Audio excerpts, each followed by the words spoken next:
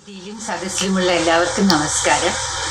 മാടമ്പ് കുഞ്ഞൂട്ടനില്ലാതെ മാടമ്പ് മനയിൽ നിൽക്കുമ്പോൾ ഒരു അസ്വാഭാവികത തോന്നുന്നുണ്ട്.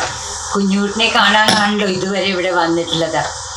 1970 ആദ്യം മുതൽ ഞങ്ങൾ സുഹൃത്തുക്കളായിരുന്നു. എഴുത്തെഴുതുമ്പോൾ ശ്രീ കുഞ്ഞുകുട്ടൻ എന്ന് സംബോധന ചെയ്തതിനെ കളിയാക്കിയപ്പോൾ പ്രായക്കൂടുതൽ പരിഗണിക്കാതെ കുഞ്ഞുകുട്ടൻ എന്നാക്കി. ഇന്നിവിടെ മലയാളത്തിലാണ് പ്രബന്ധം അവതരിപ്പിക്കേണ്ടത് എന്നത് അറിയായികയല്ല. എൻ്റെ മലയാളത്തിൻ്റെ പരിമിതികൾ നന്നായിട്ട് അറിയുന്നത് കൊണ്ടാണ് ഞാൻ ഇംഗ്ലീഷിലാണ് പേപ്പർ വായിക്കുന്നത്. എൻ്റെ മലയാളത്തിന് തീരെ വെടുപ്പില്ല എന്ന് പറഞ്ഞ കുഞ്ഞുകുട്ടൻ്റെ സ്ഥലത്ത് വെച്ച് ഞാൻ മലയാളത്തിൽ പ്രസംഗിച്ചാൽ ശരിയാവില്ല. എൻ്റെ ഒരു പുസ്തകം മലയാളത്തിൽ എഴുതിയത് വായിക്കണമെന്ന് പറഞ്ഞ് എന്നെക്കൊണ്ട് അത് അയപ്പിച്ചിട്ടാണ് ഈ കമൻറ്റ് പറഞ്ഞത്. ഈ പരിസരത്ത് നിന്നിട്ട് അപ്പം എനിക്ക് ഇംഗ്ലീഷിൽ തന്നെ പ്രസംഗിക്കാൻ പറ്റുള്ളൂ. മാടമ്പ് കുഞ്ഞൂട്ടൻ്റെ പേരിൽ ഒരു ഫൗണ്ടേഷൻ തുടങ്ങുന്നത് എന്ന നല്ല കാര്യമാണ്. അദ്ദേഹത്തിൻ്റെ പല പുസ്തകങ്ങളും ഇന്ന് കിട്ടാനില്ല. അതൊരു സെൽഫ് പബ്ലിഷിംഗ് എങ്കിലും ചെയ്താൽ നന്നായിരുന്നു. പിന്നെ പലരും പലയിടത്തായി എഴുതിയ നിരൂപണവും പഠനവും പുസ്തക രൂപത്തിലാക്കിയാൽ വളരെ നന്ന്. ഇനി ഞാൻ പ്രബന്ധം എന്ന് വിളിക്കുന്ന എൻ്റെ ചെറുപഠനത്തിലേക്ക് കിടക്കാം. I don't know what I am about to read out here can be dignified by the name paper. Just call it random thoughts that I hope will inspire someone more qualified to go deeper into the works. I've called it The Seekers in Madamba Kunyukuttan's novels. One thing I liked about his work is, nothing is settled really. Lots of the characters are seekers of something. He burst upon the Malayalam novel scene in the early 70s with his Ashwatthama, which explored the possibilities of stream of consciousness, the method of narration in Malayalam. One had seen stream of consciousness novels in English, but even there it had been a shock. It was a new experience to find that one could follow the narrative thread without a coherent narration. As for me, why I was attracted to the book, it's usually the women characters who attract me. So I found myself strongly attracted to the character of Itichiri. Someone who was entirely unlike me or, people around me. The woman who was always the hostess in any house, never the guest, who leaned against the pillar of the inner courtyard and brought the world to her.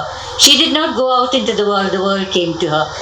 In fact, I talked so much of her that my friends who did not know Malayalam wanted to read the book, and so I started translating. So I really owe my career in translation to Itichiri and Ashwatthama. Madamba went on to write many novels, some of which courted controversy. He enjoyed them, but all of which had strong characters and themes. Brought up in the traditional Nambudiri way of life, trained in the recital of Vedas and the rituals of worship, he rejected these as well as the boundaries of the ordinary educational system. He studied a lot of subjects, including those of the conventional school system. In fact, he even had a diploma in civil engineering, which I found out very late. But also taking in esoteric subjects like Hasya Ayurveda. He took a perverse pleasure in declaring that he did not know English or Sanskrit properly. According to him, he had never studied these. Actually, he's the one author among the many whose works I have translated into English, who has corrected my English. This happened when I translated Ashwatthama. Very gently then, we had not become close friends yet, but asking me if another word would be better. He also showed me the possibility of using the original language, the words in the original language, sometimes to give the reader a sense of the rhythm of the language. I was thinking of the phrase that children use mischievously when they are reciting the Vedas. Agnimile Purohidam. In Ashwatthama, the children are learning and they say, instead of Agnimile Purohidam, they say Aduppinumel Pulingari in the same tone and tune. As I'm not a critic well versed in Malayalam fiction and have only read the original works, I did not feel prepared to speak about Madamba's works with any sort of authority. As anyone who has studied literature knows, one looks for what other people have said about the works, hoping that would give one a hook to hang one's argument on. I looked for secondary sources and was surprised to find there was hardly anything. For someone who's written so prolifically and was active on the literary scene for so long, there are practically no critical studies or analysis of his works.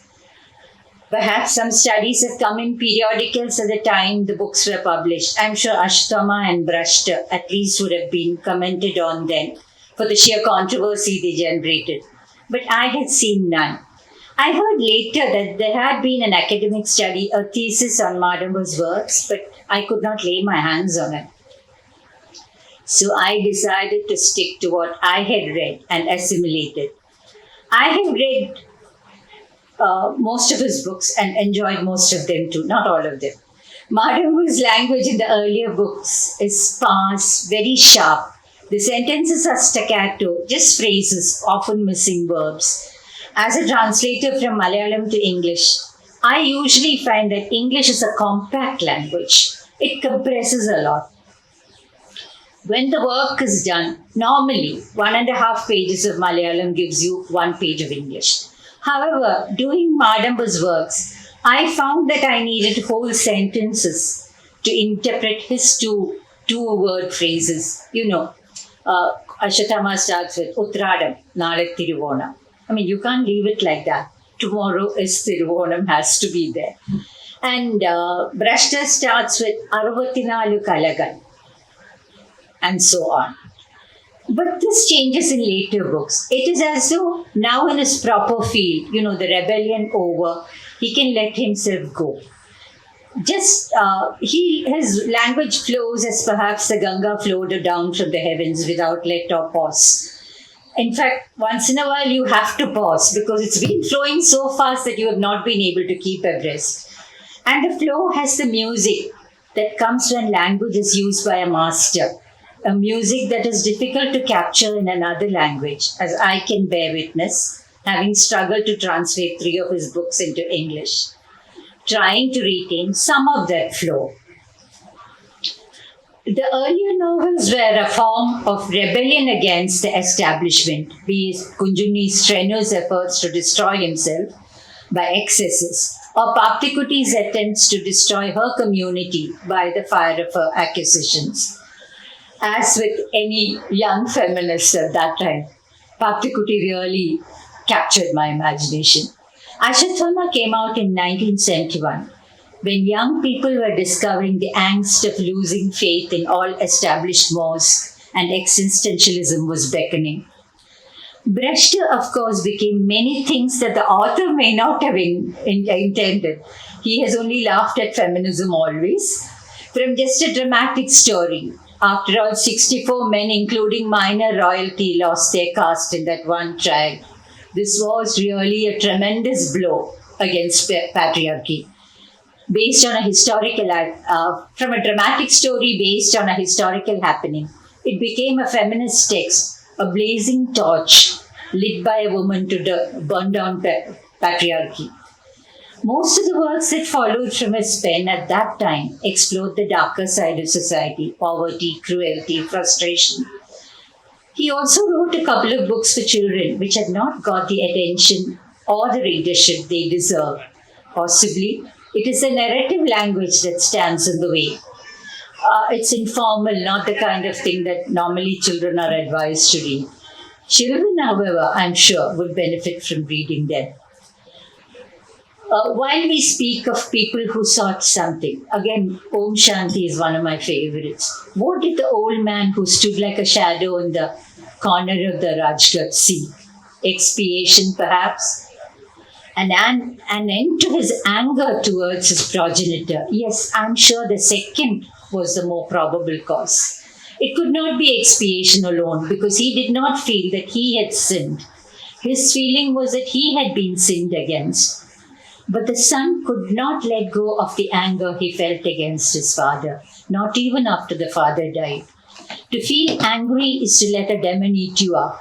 If you could let go of the anger you feel, you could live or die in peace. The father of the nation had definitely not been a good father to his sons. It takes much meditation on the son's part to set him free from anger. Uh, we were talking of how sometimes he was saying ഭാവനയിൽ നിന്നാണ് ഭാവി വരുന്നത്. The ഭാവി അല്ല, but something that I read later.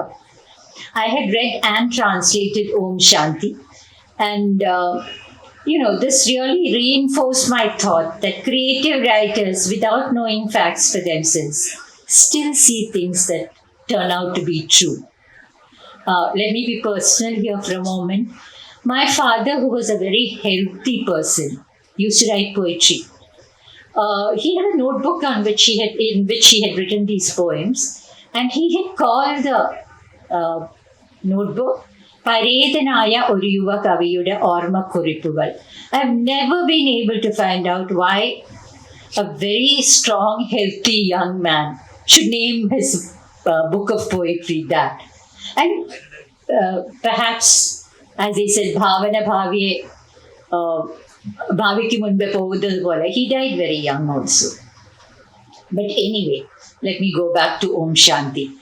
I later read an interview with Saraswati Gandhi, a Malayali lady who had married Harilal's son. The boy had been brought up in his mother's house and had not had much contact with his outcast father. But the old gentleman came and stayed with the son and daughter-in-law for a while, and spent all that visit writing something. He would sit in his room and write. That's what she said.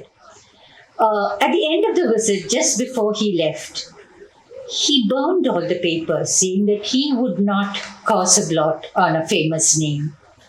Perhaps this was his therapy for getting rid of the anger. This book is one of my favorites among Newton's works. This could be for two reasons. One is that the contradictions that made up the Mahatma, as we call him, have always fascinated me. The apostle of non-violence, who could angrily throw out his young wife from their house one night, or a son forever from his home and life for perceived transgressions. Violent actions for sure, I'm sure you'll agree. The second is the way the atmosphere is set and sustained in that book. This man is never a clear picture. He's a shadow. He's just a wave of a person passing through. Not for him the traditional intellectual study of the Vedas, the competitions, the quizzes, Karamedical and so on, but the ecstasies and despairs of the Tantric. It is no wonder that his later books went into these, to people who practice these rites of worship, people who were prone to ecstasies and, that kind of turbulence. Amritasya Putra is probably the first of these overtly spiritual books. I say overtly because even in most of the earlier books, rebellious though they are, there is a strong undercurrent of spirituality. Amritasya Putra traces the life of Sri Ramakrishna from his childhood to the moment when he attains Paramahamsapada. From the time Shri Rama Gadadhara Chatterjee, or Gadai for short, becomes Sri Ramakrishna, who, without any of the outward trappings of sannyasa, the ochre robes, the special ways of wearing ashes or sandal paste or sindoor, the rudraksha, becomes the other name for a sage. I mean, you cannot find someone more suitable to be called a sage. Like with all great teachers, he did not seek disciples. Disciples found their way to the simple man and made themselves at home, at his feet. Local people who are not educated, came to listen to him, to listen to what he said, and to seek his advice on simple matters in their own lives. There's a story, I don't know, apocryphal or not, about the mother who asked advice on how to stop her son from eating too many sweets. And Sri Ramakrishna said, I'll advise him, but give me a couple of days. And she comes after 2 days and he advises the boy and they go away happy. So one of his disciples is supposed to have asked him, but why did you need 2 days to give that simple advice? He said, no, I have a habit of eating jaggery every day. So until I stopped doing that, I couldn't advise someone else. I like that story very much. So whether true or not. So without trying to establish, he is really a man of contradictions. As I said, he did not seek disciples. He did not claim to be a sannyasi. But then people called him that. People worshipped him as that. And without trying to establish any sort of institution, his name alone built up a great movement that spread all over the world. The novel traces the growth of this simple pujari, this strange and wonderful man, from the village to the repository of all knowledge. I don't know how many of you would have read the two saints, Ramana Maharshi and Arun Shori's books on the two saints. Again, fascinating how he traces the physical causes of their ecstasy. Maybe true, may not be. It traces in great detail this book, Amritasya Putra, the apprenticeship he underwent under two gurus, the doubts and certainties that he found throughout his life. His guru Totapuri gave him sannyasa diksha and Bhairavi gave him tantric diksha.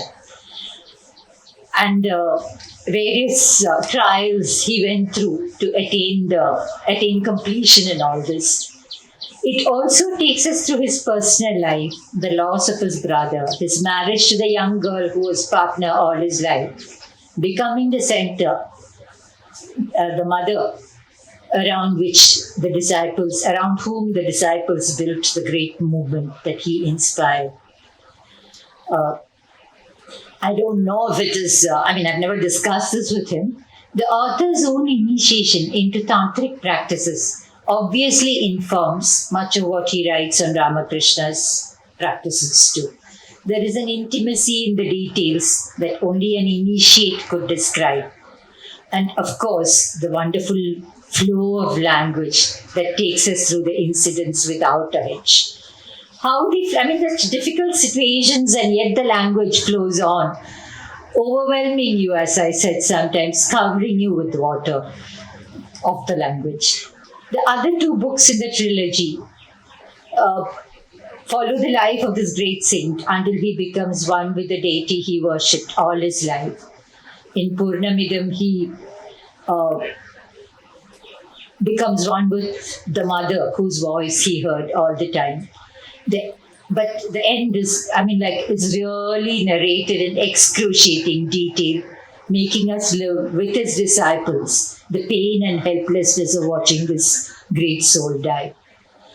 Sadhana Lahari is another of the books that fit into his theme, this theme of a spiritual quest. It follows the life of Vidyasagar, who travels from the south to the north, and ends with the arrival of his eldest son Vallabha Sharma or Vararuji in the south. Now, once again, Vidyasagar is on a quest, a sort of spiritual completion.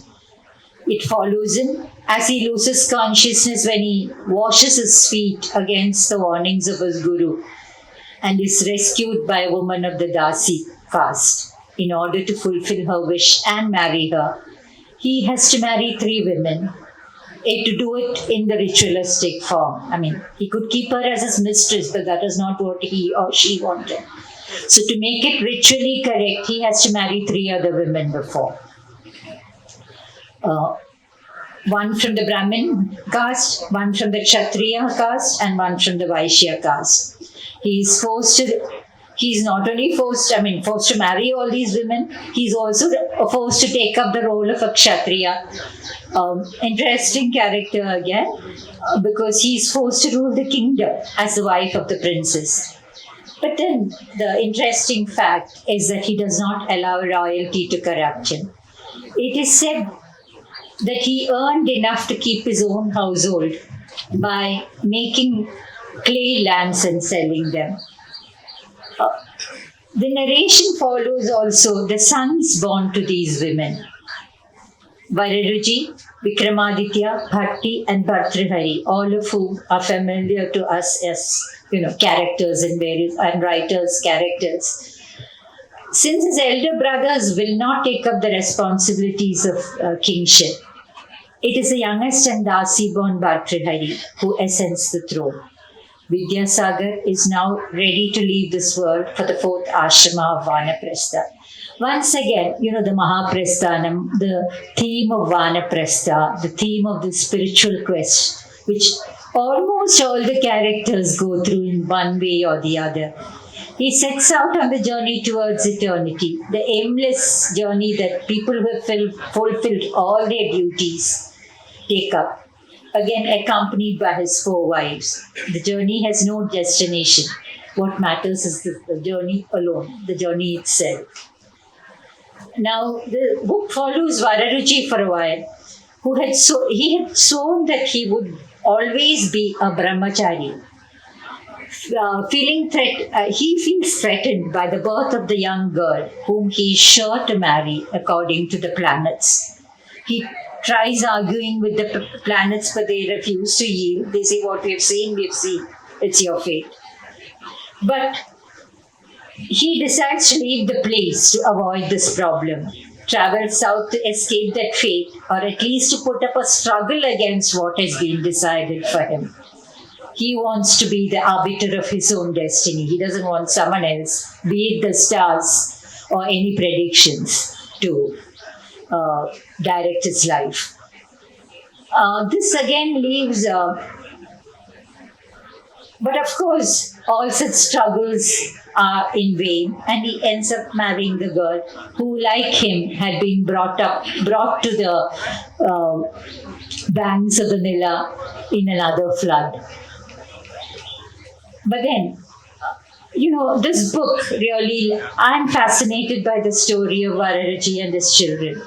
Because I think we are the only people who possess a myth like that, of one man and one woman having children who are brought up in different castes, and who know each other, who meet each other, who follow the forms of social interaction at that time, and yet be to offer Shraddham to their parents. Not parents, actually, this narration is also male chauvinistic, because they only come for the father's death anniversary. Anyway, that's beside the point. But then I ended that book with a feeling of unfinished business, a vain hope that the stories of the next generation could also have been narrated by this master narrator. Mardenberg once said that he had been inspired by the first half of the Saundarya Lahari to write Sadhana Lahari. In fact, the name also echoes it. I really wonder if he had planned to follow up with something inspired by the second half. That would have been great. I can't speak long on this academically, but then I can only end by saying the language is poorer by the loss of someone who wrote so well and so differently. And I myself am poorer by the loss of a friend to whom I could speak of all things. Thank you for your patient listening.